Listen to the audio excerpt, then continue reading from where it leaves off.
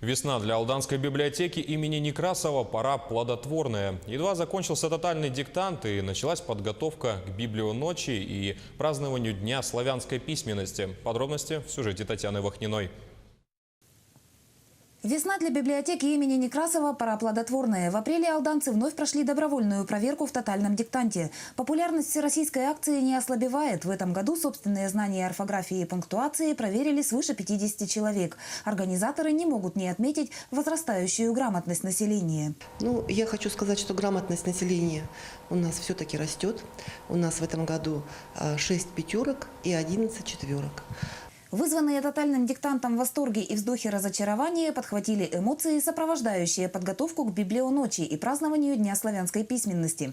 В стенах библиотеки «Ночь сказок, приключений, чудес и фантастики» год от года собирает десятки книголюбов. Для многих библионочь давно стала семейным праздником.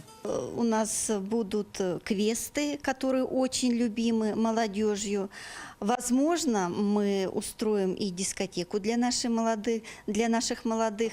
Викторины праздника чтения становятся все более популярными среди алданцев всех возрастов. Библионочь в году всего одна, и она неповторима. Немало сюрпризов ожидает гостей библиотеки майской ночью 2018-го.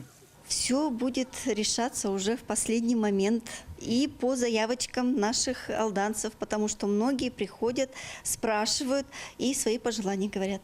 Увенчает май празднование Дня славянской письменности. В стенах библиотеки праздник святых Кирилла и Мефодия традиционно превращается в декаду. Множество акций, викторин и вечеров пройдет как в актовом и читальных залах Некрасовки, так и в школах и детских садах.